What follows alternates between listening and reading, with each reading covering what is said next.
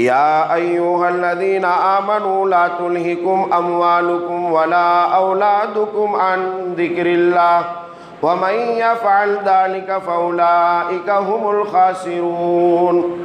اللہ تبارک و تعالیٰ فرماتے ہیں اے ایمان والو، لا تلہکم اموالکم، تمہیں تمہارا مال ہلاکت میں نہ ڈالے، ولا اولادکم، اور نہ تمہیں تمہاری اولاد ہلاکت میں ڈالے۔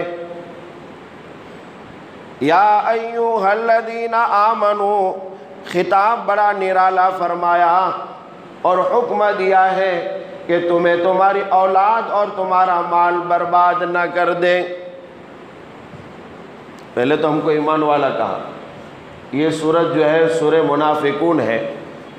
اس رکوع سے پہلے اوپر منافقوں کا تذکرہ کیا ہے۔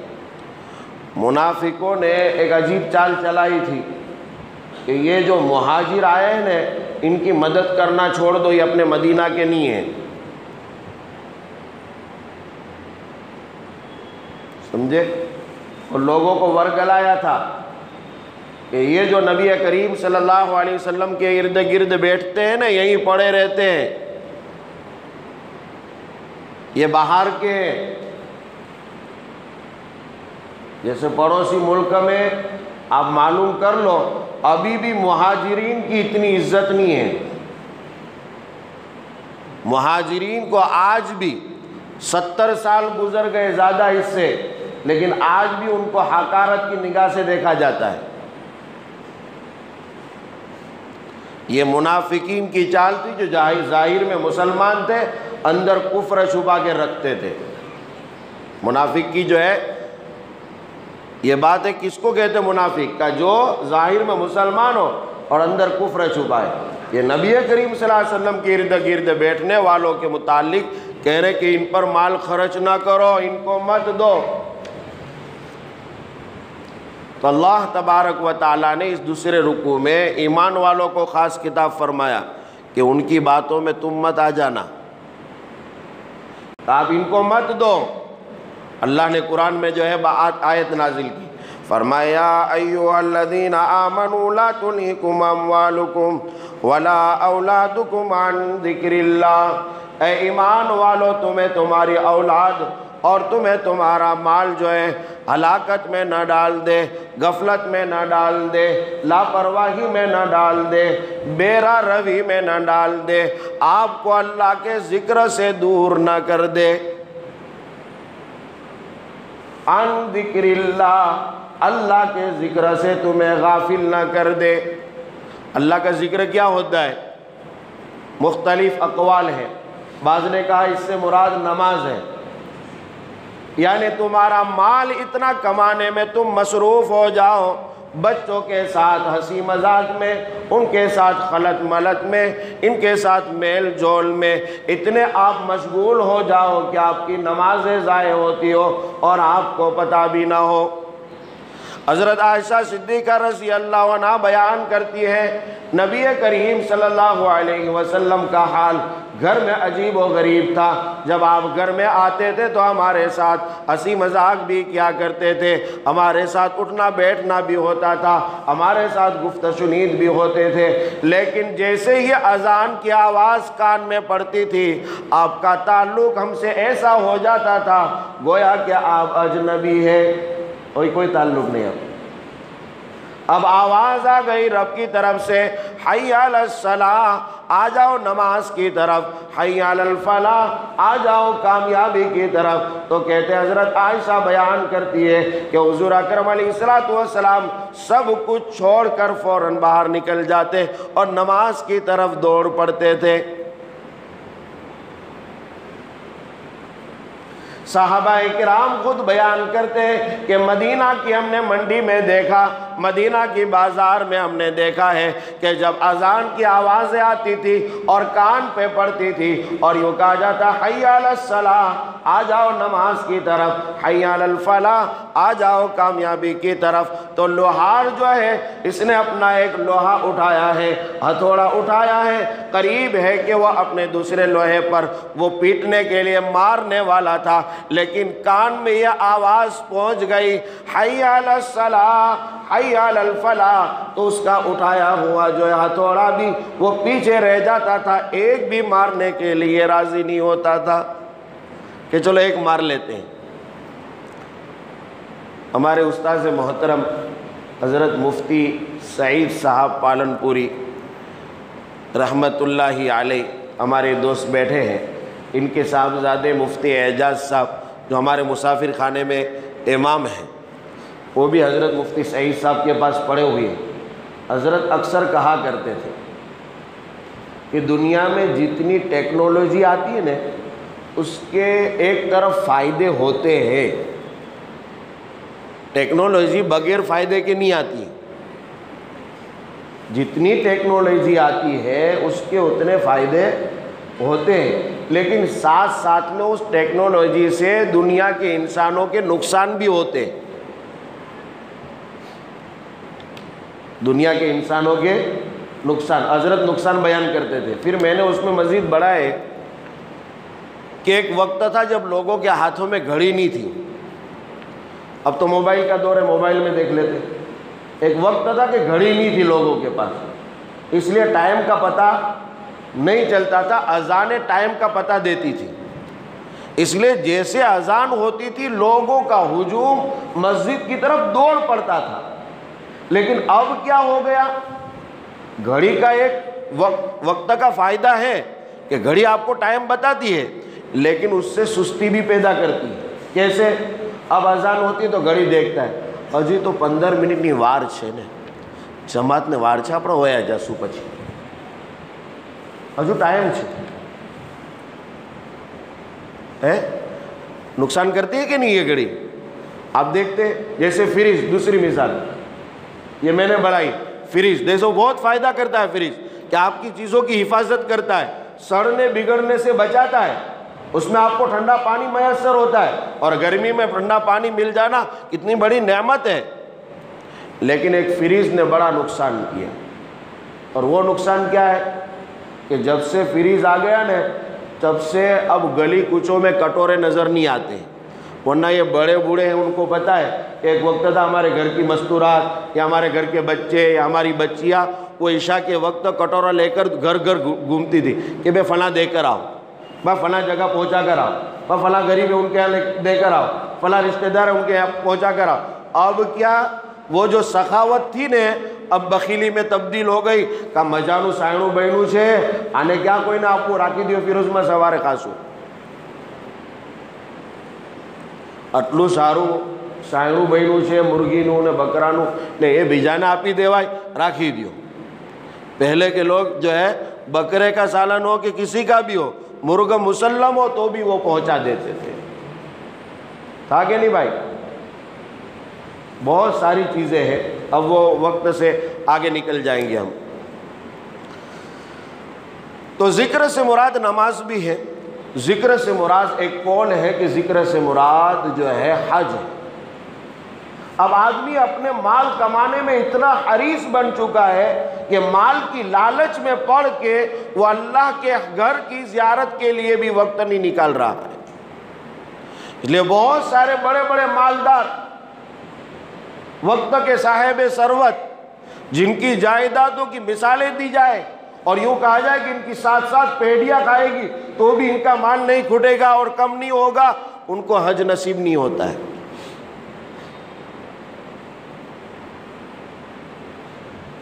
اور غریب بیچارہ لاری چلانے والا، ٹھیلے پر کھڑا رہنے والا، نوکری چاکری کرنے والا، لوگوں کا سامان اپنی پیٹھ پر اٹھانے والا، وہ حج کو پہنچ جاتا ہے۔ بعض نے کہا کہ اس سے مراد قرآن بھی ہے، ذکر سے مراد تم اپنے کام کاج میں، اپنے مال کمانے میں، اپنے بچوں کے پیچھے اتنے پڑے رہو کہ تم کو قرآن پڑھنے کا وقت نہ ملے۔ الحمدللہ اب رمضان میں پڑھتے ہیں غیر رمضان میں قرآن پڑھنے کا وقت کیوں نہیں نکالتے آپ؟ ابھی عادت پیدا کرو، روزانہ 1 پارہ پڑھو روزانہ۔ رمضان میں بھلے 5 پڑھتے ہو، لیکن آپ عام دنوں میں کم سے کم 1 پارہ پڑھو، اور اگر نہ ہو سکے تو کم سے کم 1 پاؤ پڑھو، اور یہ بھی نہ ہو سکے تو کم سے کم آپ 1 رکوع پڑھو۔ اور میرے بھائیوں، میں تو یہاں تک کہتا ہوں کہ اگر آپ سے یہ بھی نہ ہو سکے تو کم سے کم 2 منٹ کے لیے قرآن اٹھا کر دیکھو اور 2 آیتیں پڑھ لو، پھر کھڑے ہو جانا۔ کریں گے بھائی؟ قرآن اٹھاؤ، قرآن پڑھیے آپ۔ میں قرآن کی باتیں آگے بیان کروں گا مختصر وقت میں، اگر وقت رہا تو۔ وَمَن يَفْعَلْ ذَلِكَ فَأُولَٰئِكَ هُمُ الْخَاسِرُونَ۔ حضرت حسن بصری رحمۃ اللہ علیہ بیان کرتے ہیں کہ اس سے مراد عمومی طاعات اور بندگی ہے۔ تمام بندگی جو اللہ کی ہے ہمیں کرنی ہے، اور جو تمام فرما برداریاں اللہ کی ہمیں کرنی ہے، اور رسول اللہ صلی اللہ علیہ وسلم کی جو اطاعت ہمیں کرنی ہے، وہ تمام ان ذکر اللہ میں شامل ہے۔ لہذا اگر آپ کے مال کمانے کے پیچھے آپ اتنا وقت دیتے رہو، اتنا اس میں مصروف ہو جاؤ کہ آپ کو اللہ کی طاعت اور بندگی کا وقت نہ ملے، اللہ کے رسول کی اطاعت کا وقت نہ ملے، تو یاد رکھنا یہ آپ کا مال آپ کو ہلاکت کی طرف لے جا رہا ہے۔ اسی طرح اولاد کے پیچھے مصروف اور مشغول اتنے ہو جاؤ، یہ نہیں کہ آپ ان کو دین سکھانے میں یا ان کو دین پڑھانے میں آپ لگے، وہ مراد نہیں ہے۔ وہ بقدر واجب جو ضروری چیزیں وہ آپ بچوں کو سکھاؤ، لیکن آپ بچوں کے پیچھے ایسے پڑھیں کہ آپ ان کے ساتھ کھیل رہے، کود رہے، پورا وقت انہی کے ساتھ لگا رہے۔ اذانیں ہو رہی ہے، آوازیں لگ رہی ہے، قرآن کی تلاوت کا وقت جا رہا ہے، حج کا موسم آ رہا ہے، لیکن ہم اس کی طرف توجہ نہیں دے رہے۔ یاد رکھنا کہ یہ آپ کو نقصان پہنچائے گا۔ اور میں نہیں کہتا ہوں، آگے اللہ کہہ رہا ہے وَمَن يَفْعَلْ ذَلِكَ فَأُولَٰئِكَ هُمُ الْخَاسِرُونَ۔ یہ اللہ کا ڈنکے کے چوٹ پر اعلان ہے کہ یاد رکھنا، اگر تم نے غفلت برتی، لا توجہی برتی، بے راہ روی اختیار کی، اور اگر آپ غفلت میں پڑے رہے، آپ کی عقلوں پر پردے پڑے رہے، تو یاد رکھنا فَأُولَٰئِكَ هُمُ الْخَاسِرُونَ۔ یہ اللہ کا اعلان ہے کہ تم سب کے سب خسارے میں ہو، تم سب کے سب ٹوٹے میں ہو، نقصان میں ہو۔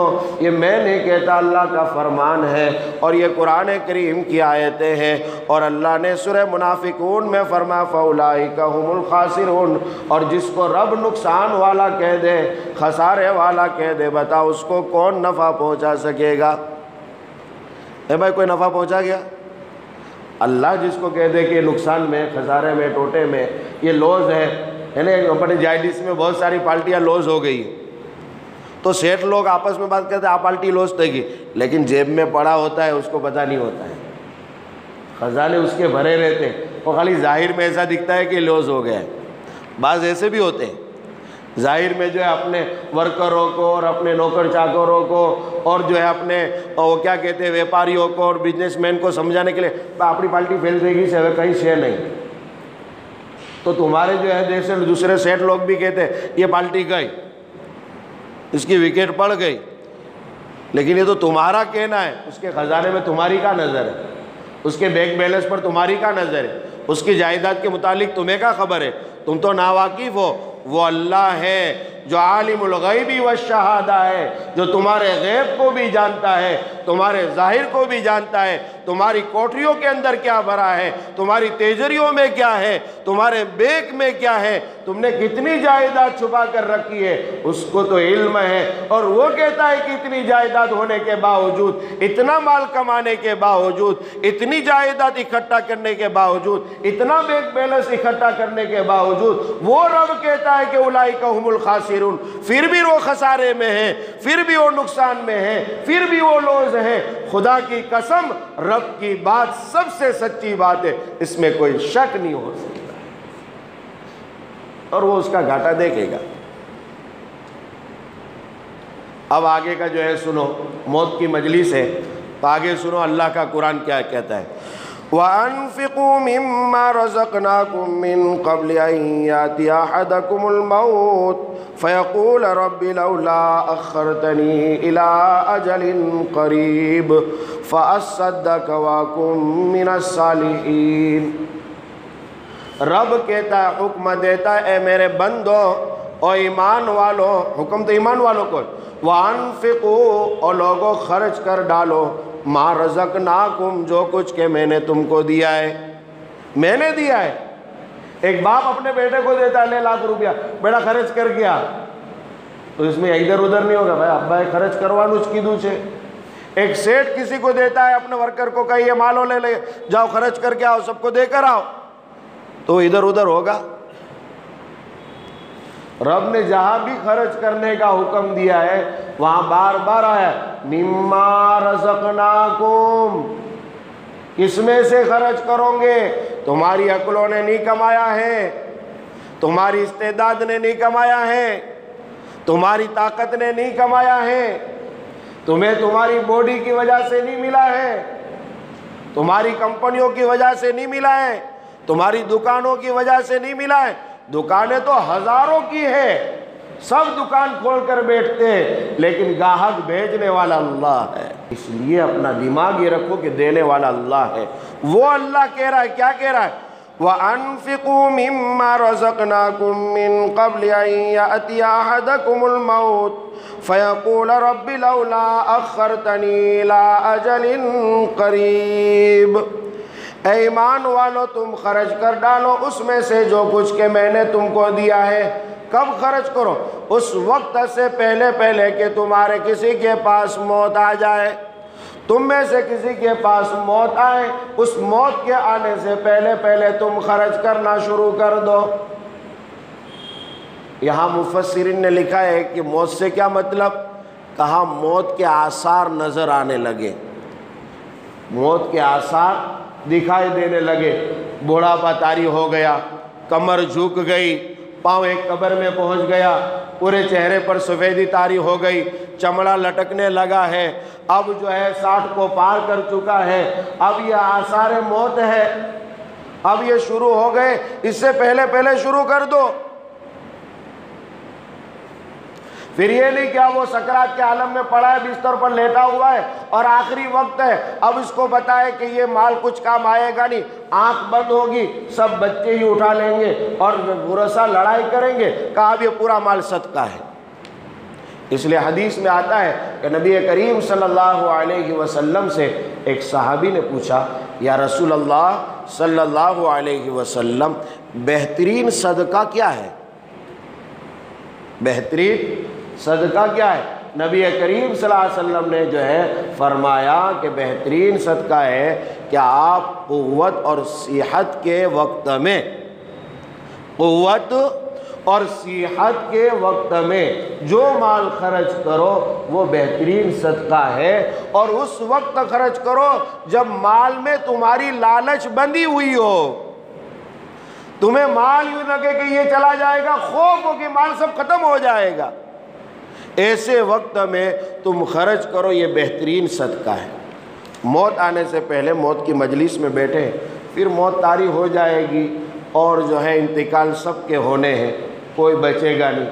ابھی ہمارے ایک دوست ہے یہاں گونڈل کے اندر، ابھی ان کی نوجوان لڑکی 26 سال کی تیسرے روزے پر انتقال کر گئی، 26 سال کی نوجوان لڑکی۔ گونڈل میں ہمارا آنا جانا ہے، ہمارے ایک دوست ہیں ان کے یہاں جاتے ہیں، 26 سال کی عمر کیا، 5ویں مہینے میں ان کا نکاح طے تھا اور وہ بچی انتقال کر گئی۔ کمڑا ہوا، کیا بہانہ؟ خالی کمڑو تھی، وہ بس پی لیا اور اس میں انتقال کر گئی۔ بہانہ کیا ہوتا ہے؟ موت آئے گی سب کو، اس موت کے آنے سے پہلے تیاری کر لو، اور جب موت آ جائے گی نا پھر واویلا، پھر آدمی کہے گا اے اللہ ہمیں تھوڑک ٹائم آپ ہی دینے، ہوں صدقو کریس، اتیارے کوئی مانگو آئے تو یہاں پیسانی پر بل پڑی ہے، مونڈو بگاڑی لی، کسی کے پاس مانگو تو منہ بگاڑ لیتا ہے، اور وہاں جا کے کیا کہے اللہ ہمیں تھوڑک ٹائم آپ ہی دے، خالی تھوڑک، اِلَىٰ أَجَلٍ قَرِيبٍ، اے رب ایک تھوڑا سا وقت مجھے دے دے، تھوڑی سی مہلت مجھے دے دے، اے اللہ جب تو یہ مجھے وقت دے دے گا فَأَصَّدَّقَ وَأَكُن مِّنَ الصَّالِحِينَ، تو میں خوب صدقہ خیرات کروں گا، خوب مال جو ہے نچھاور کروں گا، میں خوب غریبوں کی ہمدردی کروں گا، بیواؤں کی جو ہے خیر خبر لوں گا، یتیموں کے سر پر ہاتھ رکھوں گا، فَأَصَّدَّقَ، اور ان پر مال کو جو ہے میں بارش کی بوندوں سے بھی زیادہ خرچ کر دوں گا۔ اے رب تو مجھے مہلت دے گئے، وَأَكُن مِّنَ الصَّالِحِينَ، اور نمازیں تو ابھی پڑھتا نہیں تھا، روزے میں نے رکھے نہیں تھے، حج میں نے ادا کیا نہیں تھا، اور میں نے زکوٰۃ بھی نہیں دی تھی، وَأَكُن مِّنَ الصَّالِحِينَ، اے رب تھوڑا سا وقت دے دے، میں نیک لوگوں میں ہو جاؤں گا، بڑے بڑے ولیوں میں میرا شمار ہو جائے گا۔ لیکن بعد میں مفسرین لکھتے یہ تو اللہ کا قاعدہ ہے کہ وہاں سے واپس کوئی آتا نہیں ہے، لیکن اگر آ جاوے نا تو وہ کتے کی دم ٹیڑھی کی ٹیڑھی، سالہ سال کتنا بھی آپ پائپ میں دبا کے رکھو، کتے کی دم تو ٹیڑھی کی ٹیڑھی، وہاں سے واپس آ جائے نا پھر بگڑ جائیں گے۔ جیسے وہ فرعون کا معاملہ آپ نے بارہا سنا ہوگا کہ جب موسیٰ علیہ السلام بد دعا کرتے اس پر ایک عذاب آتا، وہ روتا گر گڑاتا کسی طرح سے بچا لو، پھر جو ہے پھر واپس وہ آ جائے عذاب ٹل جاتا، وہی رفتار، پھر جائے عذاب دوسرا آیا پھر واپس وہ ٹل گیا، پھر وہ رفتار۔ جیسے حضرت سارہ کے واقعے میں بھی غالباً آپ جانتے میں اشارے کر رہا ہوں، وقت کی جو ہے کمی کی بنا پر سارہ حضرت ابراہیم علیہ السلام کی پہلی اہلیہ ہے، ان کے ساتھ جو واقعہ ہوا ہے کہ جب یہاں مصر کے قریب آئے ہیں اور وہاں کے بادشاہ نے آپ کو کھینچ لیا ہے، اور سارہ بڑی نیک دل اور بڑی جو ہے صالحہ اور بڑی ولیہ تھی، جب ان کی طرف اس نے بدنگاہ ڈالی ہے اور اس کی طرف ہاتھ بڑھانا شروع کیا ہے، تاریخ اسلام میں یہ واقعہ لکھا ہے کہ جیسے اس نے ہاتھ بڑھایا اس کا ہاتھ اس کی نگاہوں سے اس نے دیکھا کہ شل ہو گیا، چوٹ گیا، بلوک ہو گیا ایک دم، ہاتھ یوں کہ یوں رہ گیا، اب وہ ہاتھ ہل بھی نہیں پا رہا ہے۔ اب بتاؤ جس کو پیرالیسس ہو گیا ہو اور اس کو اللہ پھر واپس صحت دے دے تب اس کو عبادت کے سوا کچھ کرنا چاہیے۔ ہمارے ایک دوست بڑے نیک دل مولانا اقبال صاحب دیولا والے، بڑی خدمت کرنے والے تھے، ابھی بستر پر پڑے ہیں بیچارے، بار بار ان کی اولاد کے فون آتے مولانا دعا کرنا۔ اب اگر کسی کو پیرالیس ہو جائے اور وہ بستر پر ہی پڑا ہے، اب اس کو اچانک صحت مل جائے تو کیا کرنا چاہیے؟ اس کو تو غنیمت سمجھ رہے، جیسے آپ لوگ کورونا میں سے بچ کے آئے تو آپ کو کیا کرنا چاہیے؟ لیکن کتنے بھی کورونا آ جائے ہم پر کچھ اثر نہیں کرتے، واپس ہم جیسے کہ جیسے تھے ویسے ہو جاتے، جیسے اللہ نے اس بات کو بیان کیا۔ میں نہیں کہہ رہا ہوں، بعض لوگ کہتے کہ مولانا تو ایسی باتیں کرتے ہیں، علماء کو دوسرا آتا کیا ہے؟ یہ اللہ نے جو ہے بیان کیا ہے۔ آپ جو ہے 11 پارہ اٹھائے، حافظ صاحب موجود، حافظ ابراہیم صاحب اور دوسرے حفاظ ہوں گے، ان سے پوچھے 11 پارے میں سورہ یونس ہے، اس میں اللہ نے اس بات کو بیان کیا ہے کہ جب حالات آتے تھے مشرکین مکہ پر اور دوسری قوم پر بھی تو وہ اللہ کو کیسے پکارتے تھے؟ کہا بیٹھے بیٹھے، لیٹے لیٹے، کھڑے کھڑے، جس حالت میں ہو اللہ اللہ اللہ اللہ اللہ، اور جیسے یہ حالت ٹلی اللہ خود کہتا ہے کہ وہ ایسے ہو جاتے جیسے ان پر کبھی عذاب آیا ہی نہیں، جیسے کورونا میں ہم ہو گئے۔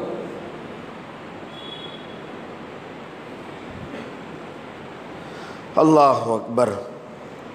وَلَن يُؤَخِّرَ اللَّهُ نَفْسًا إِذَا جَاءَ أَجَلُهَا وَاللَّهُ خَبِيرٌ بِمَا تَعْمَلُونَ۔ اور اللہ تبارک و تعالیٰ کا ایک عجیب قاعدہ ہے کہ اس نے سب کی موتوں کا وقت مقرر کر دیا ہے، جو بھی اس دنیا میں آئے، کل نفس ذائقۃ الموت، ہر نفس کو موت کا مزہ چکھنا ہے۔ اگر بند قلعوں میں بھی بند ہو جاؤ گے، اگر بڑی بڑی کوٹھیوں میں بھی بند ہو جاؤ گے، فورس کسی کی حفاظت میں کھڑی ہو جائے گی، ڈاکٹر جو انجیکشن کے بڑے بڑے سوئی لے کر کھڑے ہو جائیں گے اور بڑی بڑی بوتلیں چڑھانے لگیں گے، کینچیوں سے آپریشن کر کر کے تمہارے پیٹ کو صاف کرنے لگیں گے، لیکن اگر اللہ نے تمہیں تمہاری موت نکی کر دی ہے اور طے کر دی تو یاد رکھنا وہ تمہیں کوئی بچا نہیں سکتے۔ اللہ کا اعلان یدرککم الموت ولو کنتم فی بروج مشیدہ، تمہیں تمہاری موت آ کر رہے گی اور تمہیں پکڑے گی، تمہیں جھکڑے گی۔ لفظ بھی اللہ نے کیسے استعمال کیے سمجھ جانے چاہیے آدمی۔ جیسے ایک پولیس محکمے سے کسی کے خلاف وارنٹ جاری ہو جائے، انہیں پکڑ لے، اور وہ اعلان وہاں سے ہو رہا ہے، جس رب نے یوں کہا ہے کہ تمہارے رب کی پکڑ بڑی سخت ہے، ان بطش ربک لشدید۔ وہ پکڑ والا کہہ رہا ہے یدرککم الموت، تمہیں تمہاری موت آ کر رہے گی، پکڑے گی، جھگڑے گی، تمہیں اپنے گرفت میں لے گی، تمہیں ایرسٹ کرے گی، انگریزی اگر تم جانتے ہو، ایرسٹ کرے گی تم کو۔ وَلَوْ كُنْتُمْ فِي بُرُوجٍ مُشَيَّدَةٍ، بڑے بڑے قلعوں میں بھی تم جو ہے بند ہو جاؤ، بڑی حفاظتی سامان طے کر لو، فرعون کے پاس کیا کمی ہوگی جس نے یہ اعلان کیا انا ربکم الاعلی، اے لوگوں میں تمہارا اعلیٰ بالا رب ہوں۔ کوئی ایرا گیرا یہ اعلان کر سکتا ہے؟ بھائی طاقت تو ہوگی نا اس کے پاس، فرعون کے پاس طاقت تھی تب اس نے اعلان کیا ہے، قرآن میں موجود ہے اس کا اعلان، انا ربکم الاعلی، اے لوگوں میں تمہارا معمولی رب نہیں ہوں، میں تمہارا کوئی گھٹیا رب نہیں ہوں، اعلیٰ بالا رب ہوں، بڑے اونچے مرتبے والا تمہارا رب ہوں۔ وہ فرعون کہتا ہے، اور اس فرعون کو پکڑا کہ نہیں اللہ نے؟ کیسا پکڑا؟ آج بھی مصر میں اس کی لاش پڑی ہے، تاکہ یہ لوگوں سمجھو، عبرت لو۔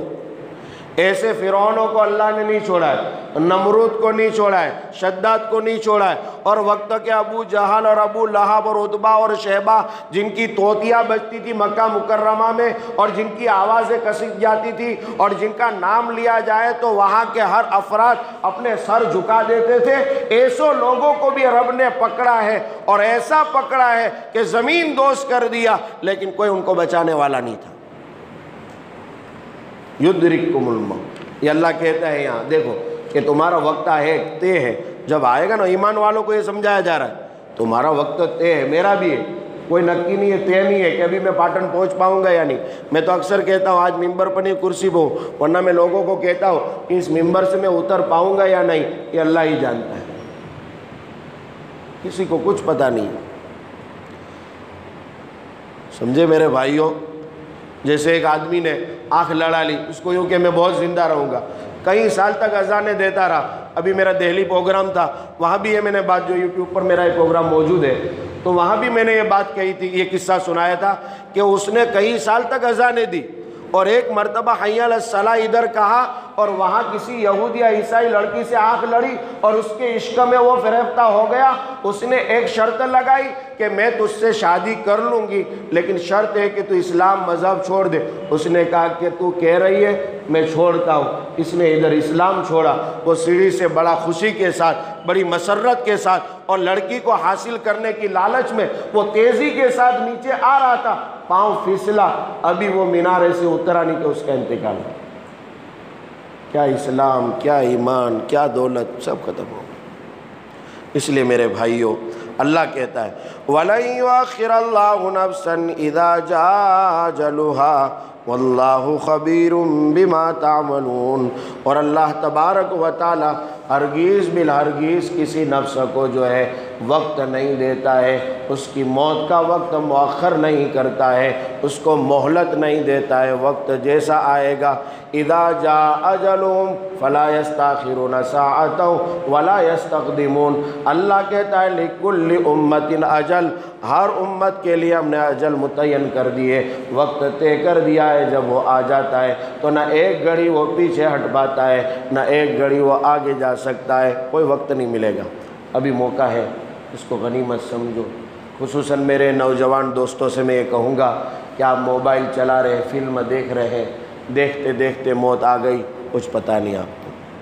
ابھی کئی لوگوں کے میسیج آپ تک پہنچے ہیں، ابھی ساور کنڈلا میں، یہاں قریب میں ساور کنڈلا، آپ نے دیکھا ہو اخبار میں اس کی چیٹ آئی ہے، جو واٹس ایپ چلاتے ہیں ان کو یہ پہنچا ہوگا۔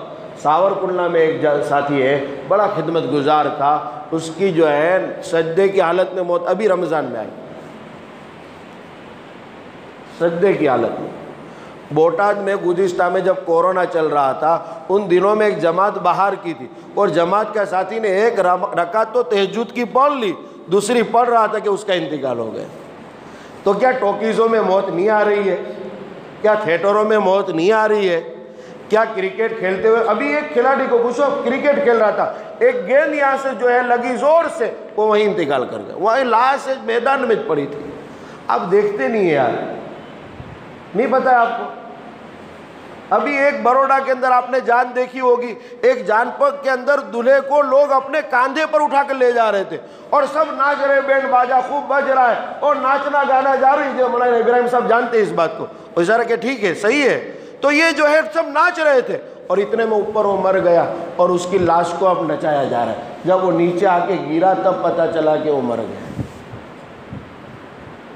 وقت نہیں ہے ورنہ میں امام شافعی علیہ رحمہ کے جو اشعار ہے وہ میں آپ کو سناتا، کبھی آپ کو موقع ملے تو میرا ایک چینل ہے اس پر یہ سب باتیں آتی رہتی ہے۔ اللہ تعالیٰ سے دعا کرے کہ اللہ ہمیں سمجھنے کی، سنبھلنے کی، سنورنے کی توفیق عنایت فرمائے، اور آج جو کہی گئی باتیں ہیں اللہ تبارک و تعالیٰ اس پر ہمیں عمل کرنے کی توفیق عنایت فرمائے۔